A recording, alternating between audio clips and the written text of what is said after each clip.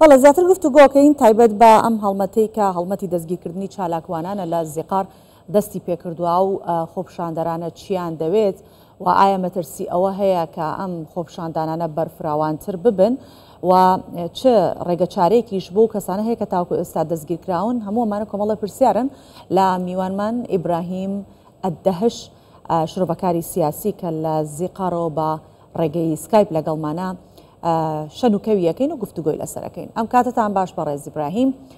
پێش هەموو شتێک بابزانین خۆپشاندەران و چالاکوانانی زیقار کە ئەو خۆپشاندەرانە چالاکوانن داوای چی ئەکەن و داواکاریەکانیان چییە؟ داواکاریەکانیان ئاراستەی کێ ئەکەن؟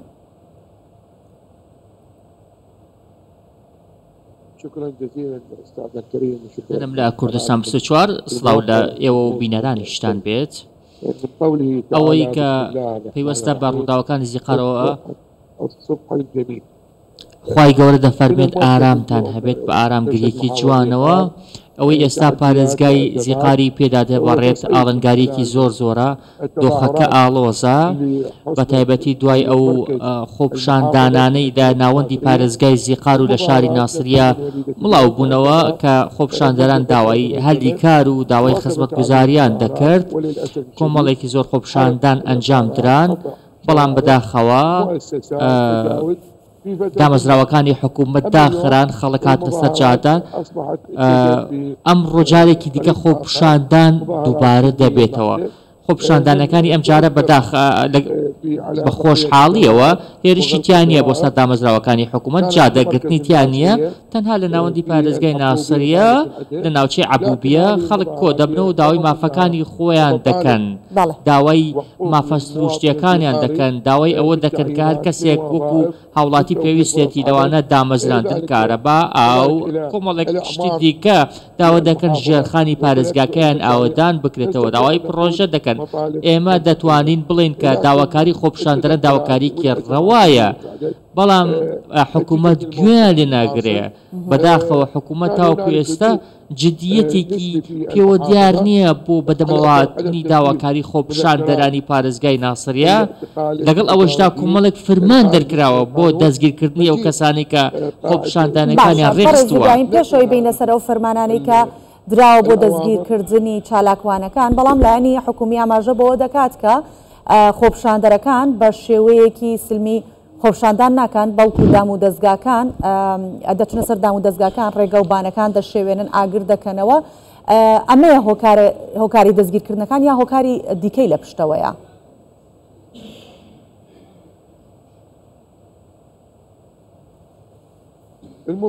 ئەو خۆپشاندانانی کە لە ناسریە ئەنجام دەدرێن خۆپشاندانی ئاشتیانن، هەڕەشەنین بۆ سەر هیچ لایەنێک، یاخود زیانیان بە دامەزراوەکانی حکوومەت نەگەیاندووە.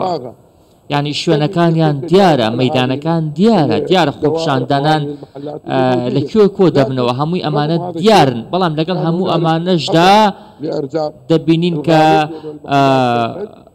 خۆپشاندەران بەداخەوە هەندێک حاڵەت هەبووە لەوانە گرتنی ڕێگەکان دێجار نەخۆشی تیا بۆ ڕێگەکان ڕێگان پێ نەدراوە بگەنە نەخۆشخانەکان یاخۆ سەنتەرەکانی تەندروستی.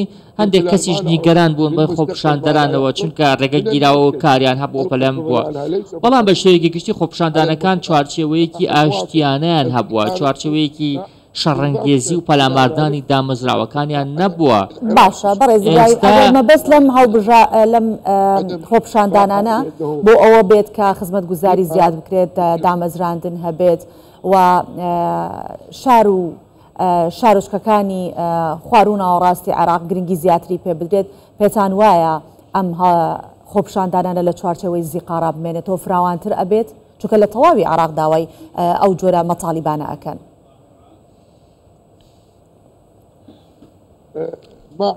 بەڵێ بڕوام وان نییە کە داواکانیان جێبەجێ بکرێت، چونکە ئێستا پارێزگای ناسریە جاخۆت جۆرێک لە سەربازگەبوونی بەخۆیەوە بینیوە، کۆمەڵێک سەربازی زۆر بڵاو بوونەتەوە، تەنانەت حکوومەتی خۆجێی و حکوومەتی ناوەندیش لەگەڵ عەشائیرەکان ڕێکەوتون بۆ ئەوەی کە خۆپشاندەران بچوو بکەنەوە، خۆپشاندەران بخەنە گەمارۆوە یاخۆت سەرکردەکانیان دەستگیر بکەن.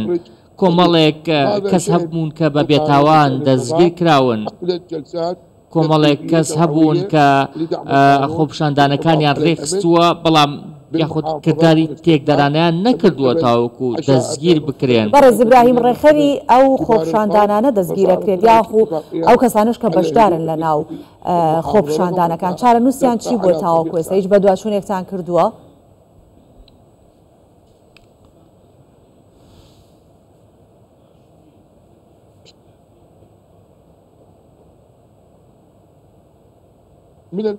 ئەوە زۆر دڵنیاین لەوەی کە هەر کەسێک ئەمانەوە دڵنیا بینەوە هەر کەسێک مافی هەیە بە مافی خۆی بکات. ئێمە نامانەوێت دەستدرێژی بکرێت لەسەر چالاکوانان و خۆپشاندەران بەڵکو ئەمانەی ئەو کەسانە دەستگیر بکەن کە تۆمەتبارن ئەو کەسانەی کە بازرگانی مادەی هۆشبەرەوە دەکەن ئەوانەی کە هێرشیان کردووەتە سەر دامەزراوەکانی حکوومەت ئەوانەی کە سووتاندنیان کردووە.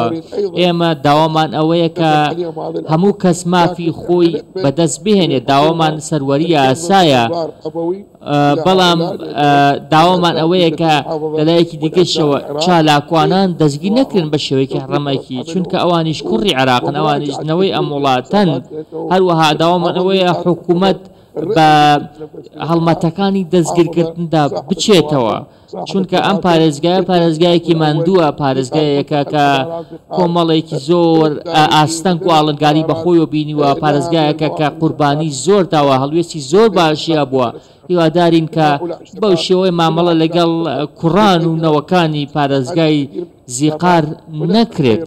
لەلایەکی دیکەشەوە داوامان ئەوەیە کە بەڕێوەبەرایەتی پۆلیس لە هەڵمەتەکانی دەستگیرکردن ئەو کەسانە دەستگیر نەکات کە هیچ زیانێکیان بۆ سەر ماڵ و مڵکی گشتی نەبووە یاخود بڵێن جیاوازی بکات لە نێوان تاوانباران و ئەو کەسانێکی کە بێتاوانن بە بێتاوانی نەچنە زیندانەکانەوە. ئێمە پێویستمان بە سەقامگیریە چونکە گەر سەقامگیری نەبێت دۆخەکە زیاتر خراپە بێت دۆخەکە لە دەست دەرەچێت.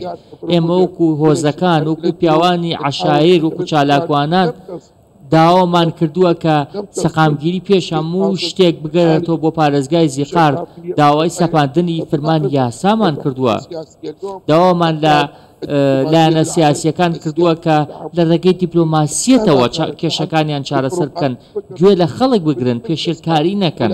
زۆر باشە بەڕێز ئیبراهیم با تایبەت بە خزمەتگوزاریەکان لە ڕووی خوێندنگاکان لە ڕووی نەخۆشخانەکان لە ڕووی ڕێگاوبان بەگشتی دۆخی زیقار بە چ شێوەیەکە لە ڕووی ئاوەدانی و خزمەتگوزاریەوە؟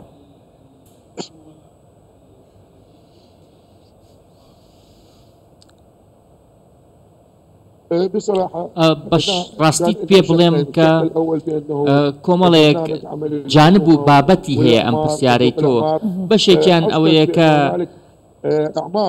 هەندێک ئاوەدانی هەیە یاخود هەندێک ژێرخان دروست کراوە بۆ پارێزگای زیقار نەک بەتەنها لەم پارێزگایە بەڵکو لە سەرانسەری عێراقا بە سەرۆکایەتی محەممەد شیع سوودانی عێراق جۆرێک لە سەقامگیری بەخۆیەوە بینیوە جۆرێک لە پێشکەوتنی بەخۆیەوە بینیوە بەڵام لەلایەکی دیکەوە زۆر بەداخەوە دەیبینین کە بەشێکی زۆر پرۆژەکان تەواو نەکراون حکوومەت بە دوواداچین بۆ پرۆژەکان ناکە حکوومەتی فیدراڵی سەرپەرشتی جێبەجێکردنی پرۆژەکان ناکە بەداخەوە هەندێک لە پرۆژەکان بە شێوەی پشکێنە دراون بە بەڵێندەرەکان یاخود ئەو کەسانی کە پرۆژەکان بەڕێوە دەبن.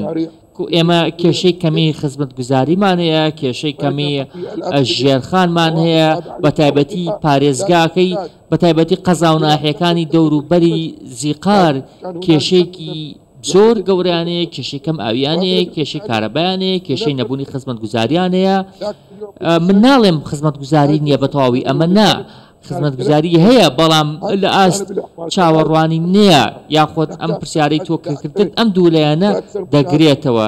داوامان زیاترە داوامان پرۆژەی زیاترە داوامان گرنگیدانی زیاترە بە ئەم پارێزگایە کە پارێزگایەکی گەورەی و پارێزگایەکی مادوویشە.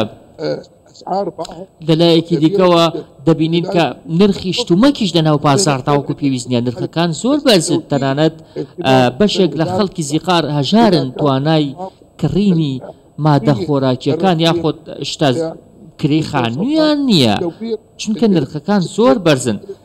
ئێمە داوامان خزمەت گوزاریە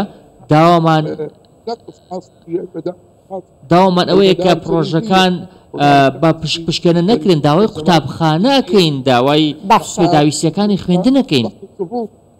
باشە بەڕێز ئیبراهیم، دواپرسەرم بۆ جەنابتانەوەی ئەگەر بەدەم ئەم داواکاریانەوە نەهاتن، مەچەمە بەستمەوەیە کە ئەگەر لایانی بەرپرس کە داواتان لێ کردووە کە حکوومەتی عێراق بەدەم داواکەتانەوە نەهاتن لە جیاتی ئەم خۆپشاندانانە چ ڕێگەیەکی دیکە ئەگرنە بەر؟ ئەڵتەرناتیڤی دیکەتان چییە؟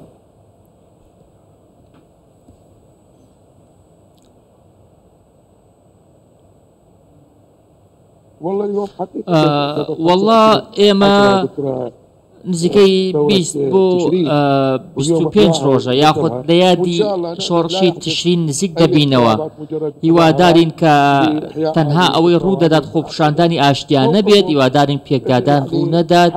ئێمە هەڵوێستمان زۆر ڕوون بووە کە ئێمە ئاڵۆزیمان ناوێت. ئێمە هیوادارین گەنجەکانمان هەلی کاریان هەبێت، هیوادارین ئەوانەی لە زانکۆکان دەردەچێن هەلی دامەزراندنیان هەبێت، پاروێ نان پێیا بکەن، هاوسەرگیری بکەن، چاودێری بکرێن، گرنگیان پێ بدرێت. بەداخەوە خەڵکمانەیە دەچێتە سەر و 30 ساڵ زۆرینەی گەنجەکان ناتوانن هاوسەرگیری بکەن چونکە کاریان نییە، چونکە پارەیان نییە، چونکە ناتوانن لقمەیەک نان بۆ خۆیان پەیدا بکەن. ئێمە تاوا دەکەین کە گەنجەکانمان، خەڵکمان، ژنەکانمان هەمویان ئەمانە گرنگیان پێ بدرێت.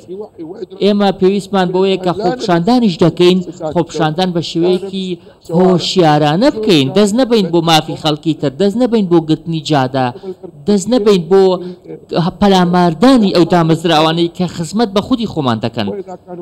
ئەگەر هیواداریشین وەڵامدانەوەیەکی ئەرێنی هەبێت لەلایەن حکوومەتی فیدراڵی و حکوومەتی خۆجێیشەوە. ئێمە ئەمڕۆ دۆخەکەمان زۆر باش نییە لە پارێزگای زیقار. هیوادارین کە زیاتر دۆخەکە بەرەو ئاڵۆز بوون نەچێت. هیوادارین کە پرۆسەی دەستگیرکردنەکان وەکو ئەوەی کە هەن بەڕێوە نەچن جیاوازی بکرێت لە نێوان تاوانبار و چالاکوان. هیوادارین کە دەستوەردانی دەرێکی لەم پارێزگای ئێمە نەکرێت. هیوادارین دەوڵەت چوارچێوەی خۆپشاندانەکان پارێزێت و دەوڵەت ئەو لایە نەبێت کە بەدەمی خەڵکەوە دێت. زۆر باشە بەڕێز ئیبراهیم ئەدەهش، ئەمە سپاس دەکەین شۆڤەکاری سیاسی لە زیقارەوە لا ڕێگەی سکایپەوە لەگەڵمان بێت. سپاس دەکەین دووبارە سپاس.